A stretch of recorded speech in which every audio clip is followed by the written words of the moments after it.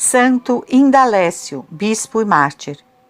Todos os escritores da nação estão de acordo que Santo Indalécio foi um daqueles celebérrimos bispos enviados à Espanha pelos príncipes do Colégio Apostólico para que a ilustrassem com a luz do Evangelho, cujas atas, por serem as mesmas de São Torquato, Cecílio, Ctesifonte, Urcício, Eufrásio e Segundo, até a sua chegada a Guadix, se referem no dia 15 de agosto, onde poderá ver o leitor o caráter de todos, sua vinda à Espanha e entrada nela. Ficou, pois, São Torquato como bispo em Guadix, pastoreando aquela igreja que foi o primeiro fruto da pregação de todos e dispartindo-se em outros companheiros a exercer sua missão apostólica pelos diferentes povos da península. Ursi, cidade antiga da Bética, ou Andaluzia, sobre cuja situação é vária a opinião dos autores, se bem que a mais comum, apoiada na tradição, que é documento decisivo para tais dúvidas, está a favor de Pechina, pequena povoação meia légua distante de Alméria, lugar que ocupavam os mouros ao entrarem em Espanha pela proximidade em que está do mar o sítio chamado antigamente Porto Maro, que é hoje o de Alméria, nome posto pelos árabes. Confirmando mais esta opinião, o ter sido a igreja desta pequena povoação aquela em que os fiéis deram sepultura ao venerável corpo do santo prelado, da qual foi transladado para o mosteiro de São João da Penha, no reino de Aragão, como veremos depois. Apresentou-se Indalécio em Ursi, animado daquele mesmo espírito com que saíram os apóstolos para a conquista do mundo. Viu naquela cidade, numerosa por então, uma multidão de infiéis que, degenerando naquela obrigação que liga as criaturas com o Criador, viviam envoltos em crassa ignorância, tributando suas adorações aos demônios nos vãos simulacros dos ídolos, debaixo do véu de fementidas divindades. Como o principal de sua missão era ilustrar a tantos miseráveis com a luz do Evangelho, começou a pregar sobre a quiméria impossibilidade de haver tantos deuses aos quais tributavam culto. Fez-lhes ver a necessidade de crer, levados pelos princípios da razão, que não havia mais do que um só Deus verdadeiro, que era o Criador do céu e da terra, e explicando-lhes com a maior clareza tanto as verdades essenciais como a fé, confirmou-os com repetidos milagres, cujo dom concedeu o Senhor aos varões apostólicos que se interessaram na conquista do mundo idólatra.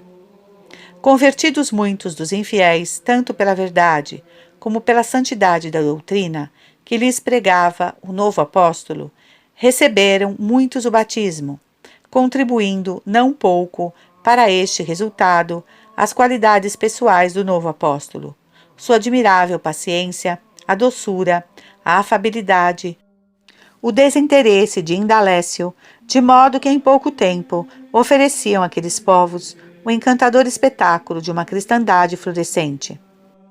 A felicidade em seus trabalhos inflamou mais e mais o zelo do novo apóstolo para que se interessasse sobremodo em dilatar o reino de Jesus Cristo.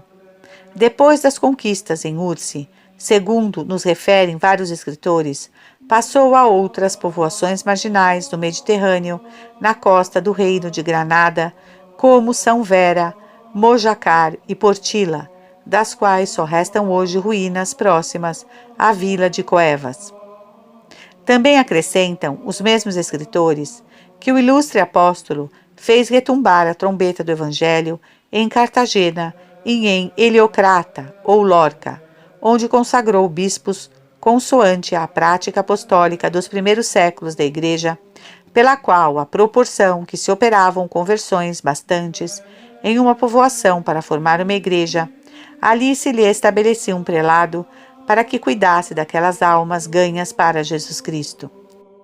Fácil é de crer a abundância de frutos que dariam ao divino agricultor os terrenos, onde lançou a semente do Evangelho este zeloso e infatigável apóstolo, Quando atento a tudo, sempre ativo, nenhum meio omitiu de quantos puderam contribuir para desenganar os fiéis dos crassos erros que aplaudia a idolatria e de subministrar aos convertidos todos aqueles auxílios que julgou necessários para que conservassem o sagrado depósito da fé que lhes havia pregado, sem deixar de lhes ensinar o modo de celebrar os ofícios e sacrifícios divinos, para que soubessem tributar a Deus o culto, a que estão obrigadas todas as criaturas.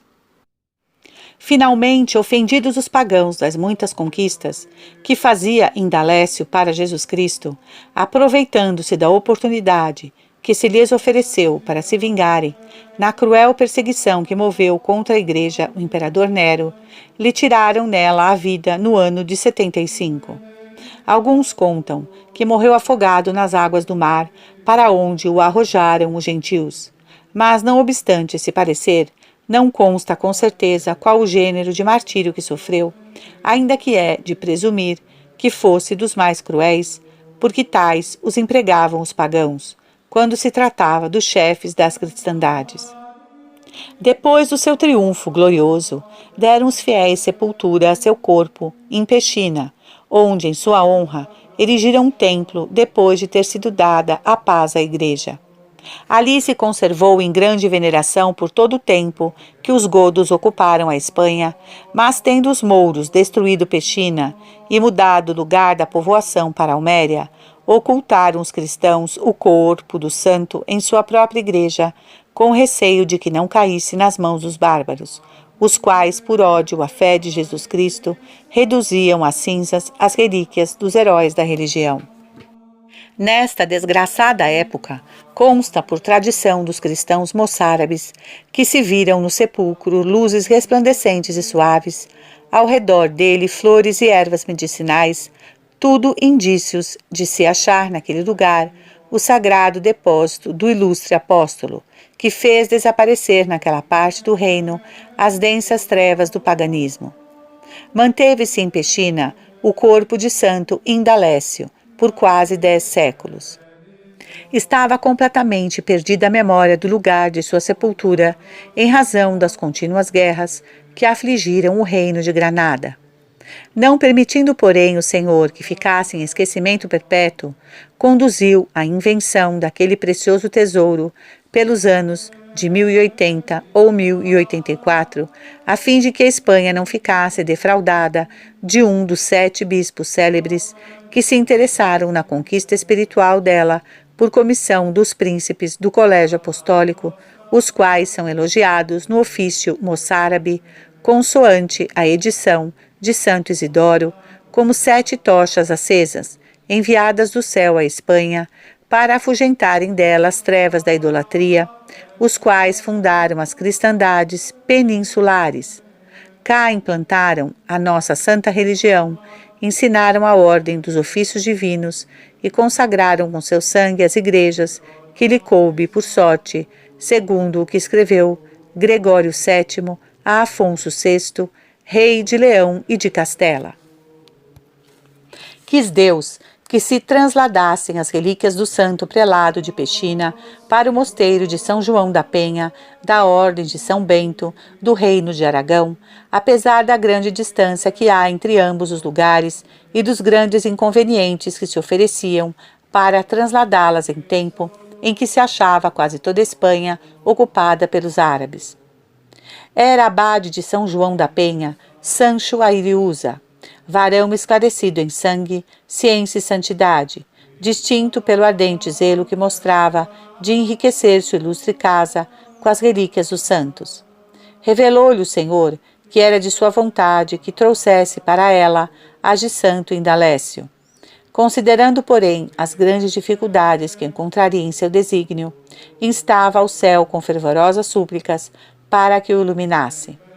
Veio ao mosteiro um parente do ilustre abade chamado Dom Garcia, sujeito por então poderosíssimo em Espanha, que tinha sua casa na cidade de Múrcia.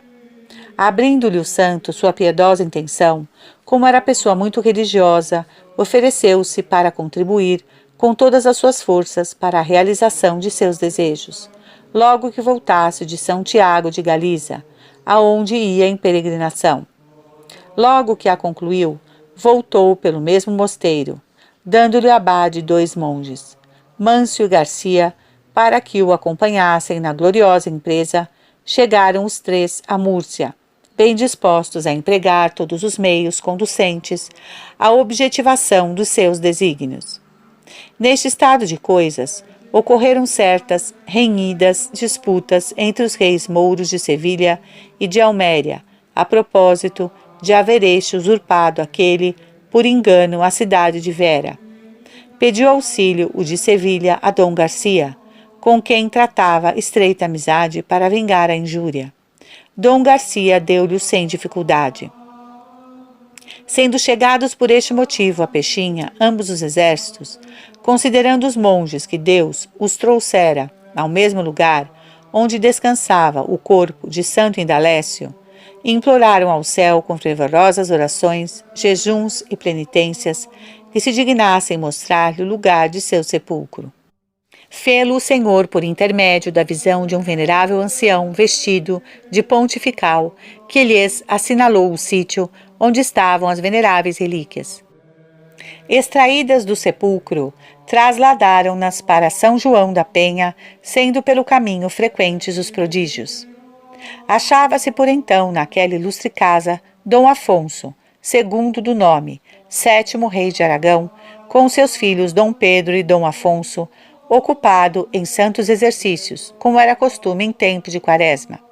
Soube da chegada das venerandas relíquias ao território do mosteiro, para dar mostras de sua piedade, saiu a recebê-las no dia de Quinta-feira Santa de 1084, com todos os nobres e grandes da sua corte, que se incorporaram no acompanhamento ao abade e aos monges até o lugar onde estava o corpo do santo, em magnífico altar, para dali ser conduzido em solene procissão ao mosteiro. Aqui repousa de fato, no altar-mor, em uma preciosa caixa de prata, que o rei mandou lavrar para este efeito.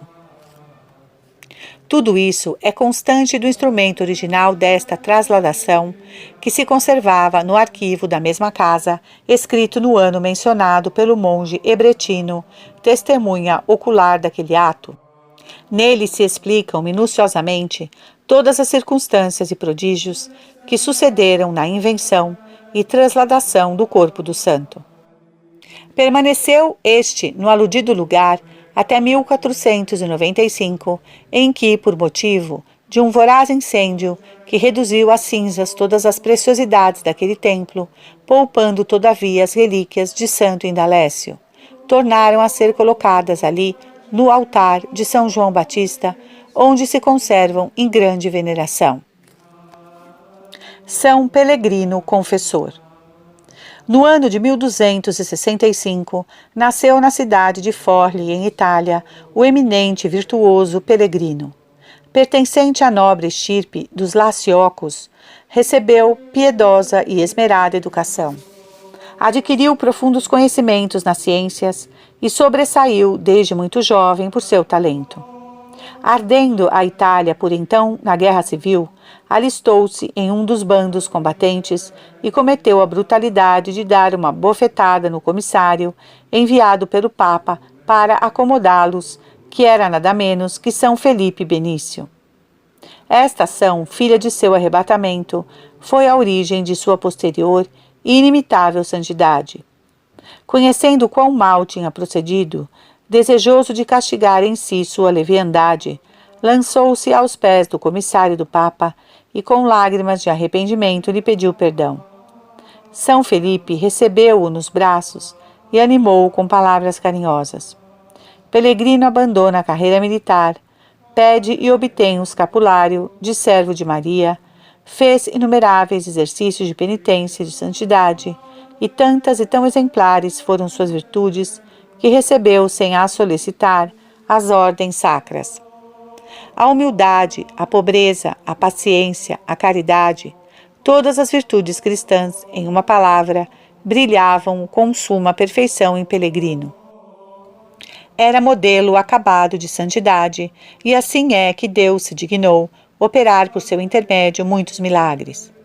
Sem tão grandes crimes, pois sua vida era irrepreensível, castigou-se com rudes e ásperas privações, com que mais se inflamava em santo fervor.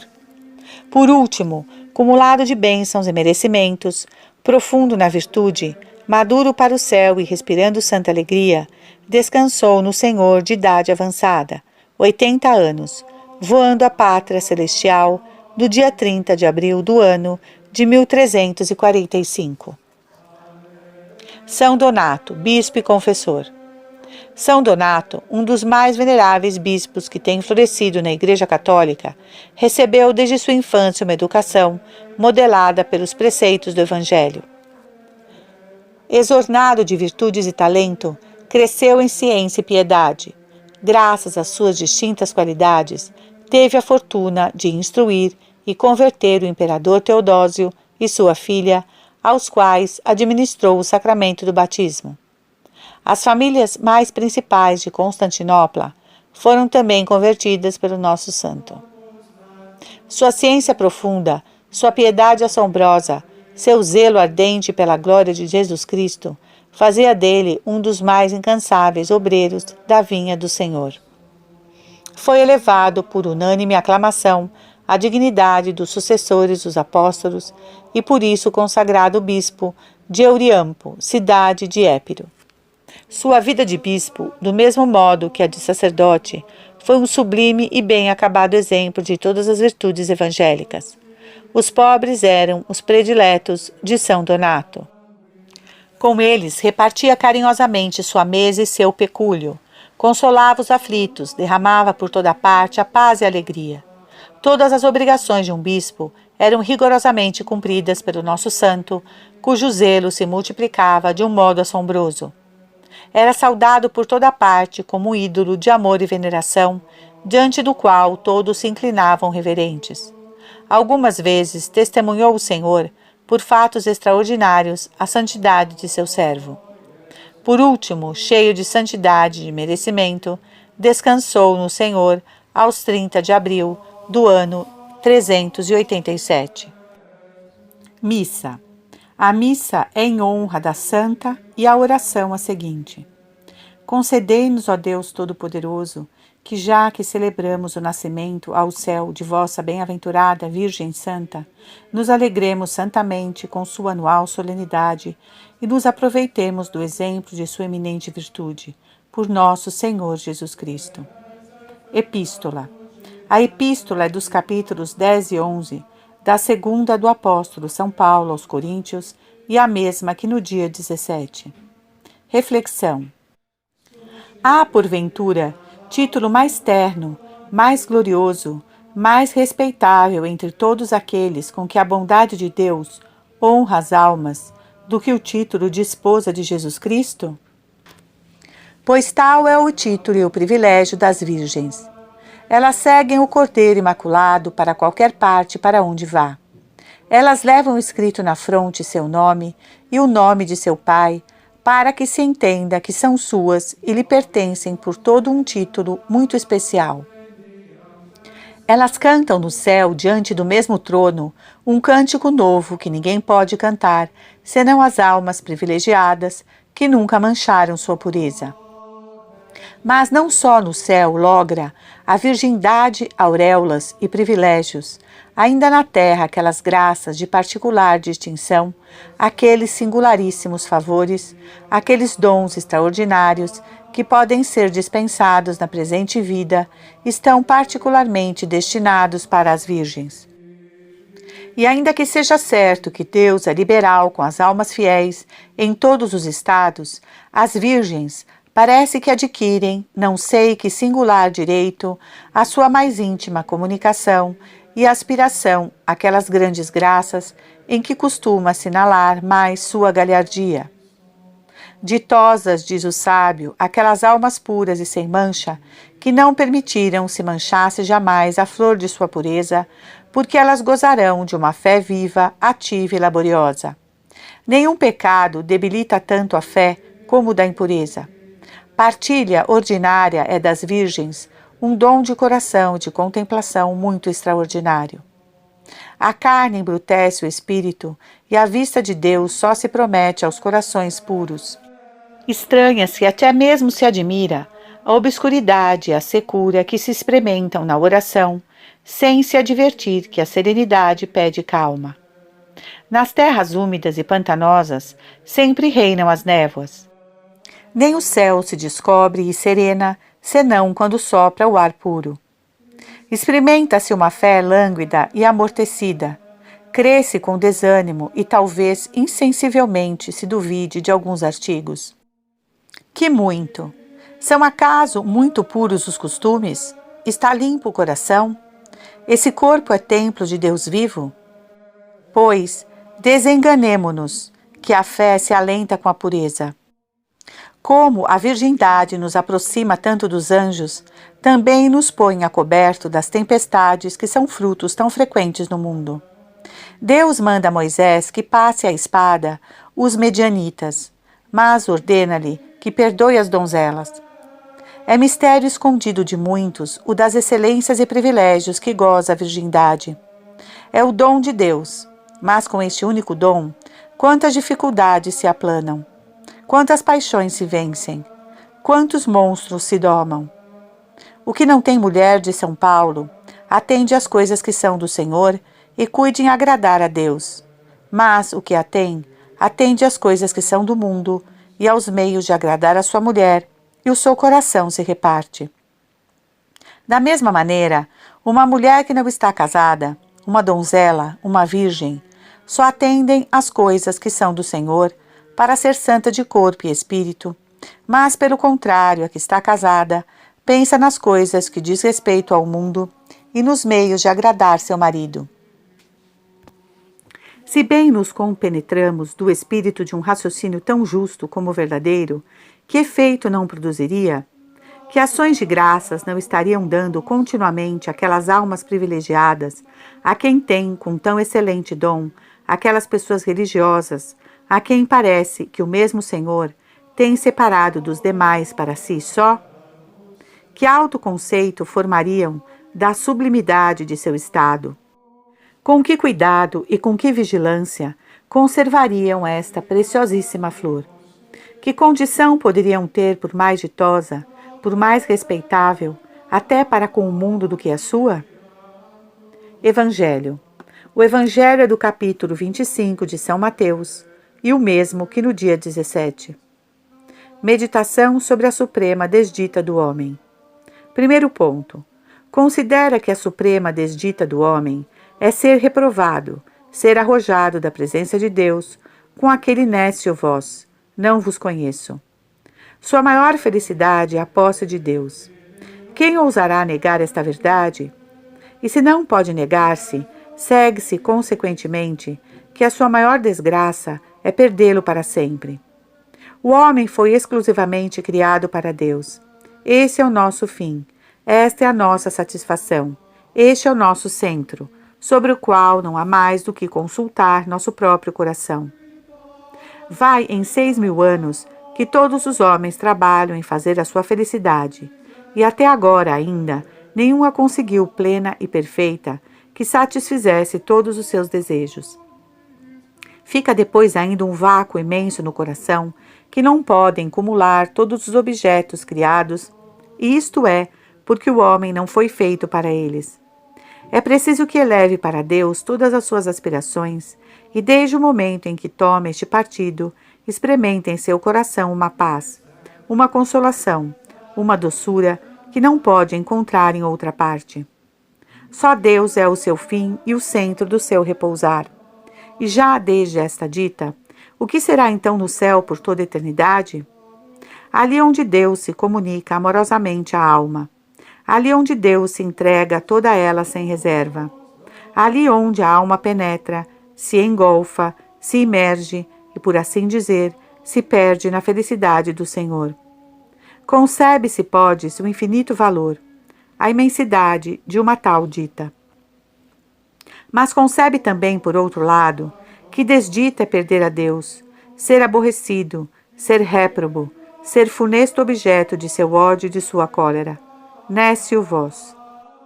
Ainda que tivesse sido maior, o mais poderoso monarca do universo, ainda que tivesse sido o homem mais rico, o mais ditoso que hão conhecido séculos, se no instante em que expiras, ouves de Deus, Nécio vós, não te conheço, não sei quem és, nem o saberei, nem te conhecerei nunca.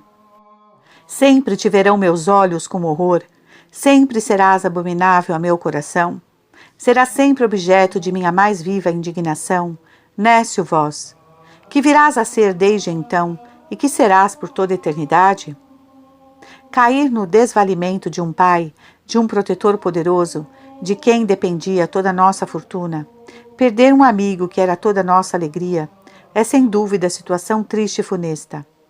Perder um pleito que leva após si a ruína de toda a casa, incorrer na desgraça do príncipe e, por consequência, na perda da honra, dos bens, dos empregos e da pátria, parece preferível à morte, a esta cadeia de infortúnios. Mas, em boa verdade, o que é tudo isso em comparação com a desgraça eterna? Que decretos de príncipes, que sentenças de magistrados, que públicos pregões podem confrontar-se com aquele nécio voz de um Deus justissimamente irritado? Que raio que mais fulmine, que mais aniquile, que mais desespere do que aquelas tristes palavras? Fazei, Senhor, que eu compreenda todo o rigor, todo o sentido delas. Fazei também que traga nesta vida toda a sua amargura, para nunca ouvi-las de vossa boca por toda a eternidade.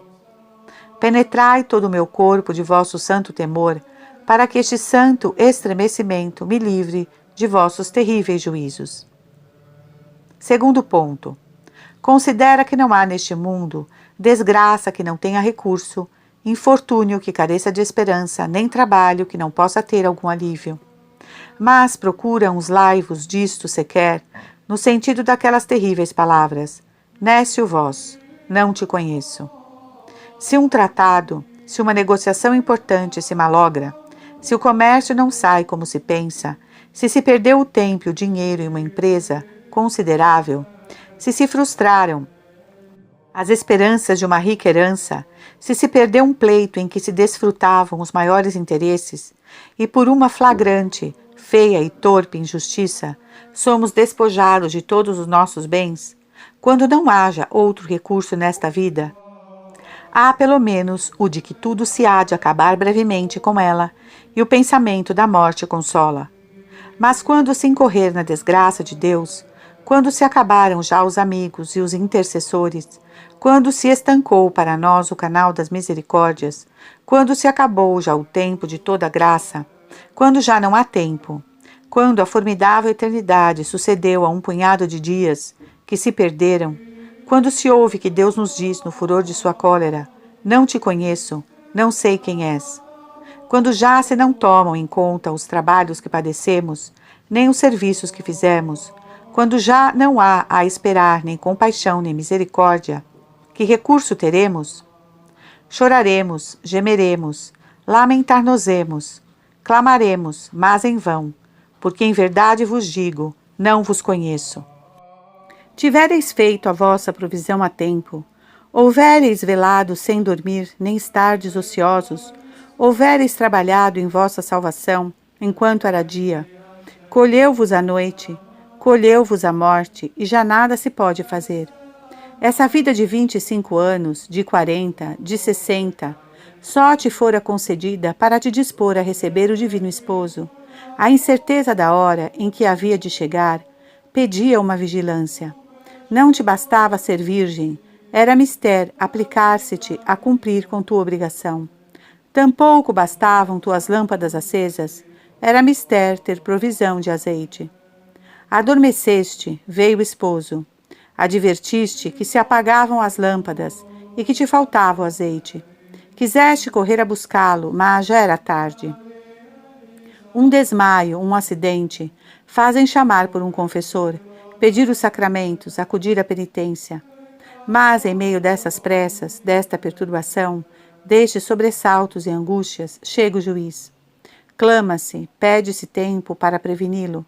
Mas acaso se ignorava que já se devia estar prevenido para quando o Senhor chamasse? Cerram-se com a vida as portas da misericórdia.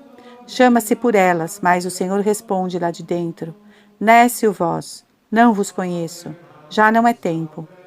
Deu-se já a princípio a desditosa eternidade, e o mortal arrependimento, a desesperação, a raiva, os tormentos que começaram, já não terão fim. Ah, Senhor, que aproveitará o homem ganhar o mundo todo se perder sua alma? E que indenização poderá encontrar por esta alma querida?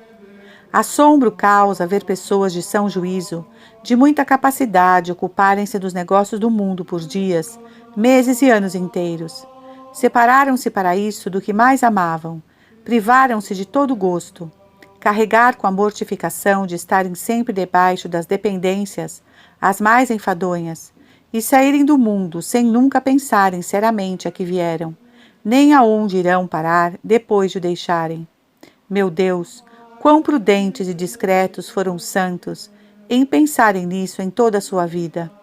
Não permitais, Senhor, que essas reflexões que venho de fazer sirva só para a minha maior condenação e para a minha eterna desdita. Jaculatórias. Senhor, não me arrojes da vossa divina presença. Aonde irei, Senhor, se vós não me quiserdes reconhecer por vosso Filho? Onde me esconderei, se não me quiserdes sofrer em vossa divina presença? Propósitos. 1. A suprema desdita do homem nesta vida é viver em pecado, e na outra é morrer nele. A perda dos bens e da saúde, os contratempos, os mais molestos, as adversidades, as perseguições, as desgraças que vêm a ser todos estes aparentes contratempos, no sentido mais natural? Quando muito, conceder-lhes que venham impedir que alguém viva com menos conveniência, abaixar de uns graus aqueles que estavam ao mesmo nível conosco, ter um protetor, alguns amigos de menos, ocupar o último lugar no conceito dos homens, e nisto pode haver bens, como o de estarmos despojados daquilo que fomentaria a nossa ambição, nutriria a concupiscência, irritando as paixões. Mas é uma privação, esta só de poucos dias, porque a morte fatalmente nos despojaria de tudo isto. Estar, porém, em pecado é ser objeto de horror para todo o céu, é viver na desgraça de Deus e merecer todos os tormentos eternos. Morrer em pecado é ser objeto de horror e de infâmia, é ser um insigne fascinoroso, funesta vítima das chamas abraçadoras por toda a eternidade. Nem tenhas horror a outra coisa do que ao pecado, nem tenhas horror a não ser de morrer em pecado. Todas as demais coisas que se chamam aflições, desgraças, adversidades, misérias, todas têm recurso. Mas não há consolação, não há alívio, não há remédio contra a morte em pecado. Procura que este horror e este temor não só te sejam familiares, mas como uma segunda natureza. Inspira-os a teus filhos, a teus criados, repetindo-lhes continuamente aquelas palavras do Salvador. Fugi do pecado como da serpente venenosa, porque se a ela vos chegais, vos enlaçará e vos morderá. São os seus dentes como dentes de leão, que despedaçam as almas. Todo pecado é como uma espada cortante de 2 gumes. A ferida que abre não tem cura. Tem cuidado de que se não passem muitos dias sem repetir esta lição aos que estão a teu cargo, e também sem repetires a ti mesmo. 2. De hoje em diante, acautela-te bem de te entregares a excessos de tristeza e desolação quando te suceda algum trabalho. Tirou-te Deus aquilo que voluntariamente te havia dado, ou não te concedeu o que te devia e quiçá seria pernicioso para ti? Pois para que tantas desconsolações e tantas queixas? Que agravo recebestes em te negarem o que não era teu? Que direito têm os homens às honras, aos empregos, aos bens temporais? Que pretendem? Não te aflijas, pois senão pelo pecado. E quando te sobrevém algum contratempo, consola-te com aquilo que não for pecado. Por molesto, por trabalhoso que seja, o que te suceder, preocupa-te a ti mesmo com o profeta. Alma minha, por que estás triste? Por que te afliges e me perturbas? A perda deste pleito não é perda da graça. Este infortúnio não é pecado. Por esta desgraça não tens perdido a amizade de Deus. Por que hei de afligir-me ou desconsolar-me por um acidente, que por fim de contas não é nenhum mal? Não poucas vezes pode mais a tristeza do que as máximas da religião. Mas, por poucas reflexões cristãs que se façam, dissipa-se a tristeza. Não há mal verdadeiro senão o pecado.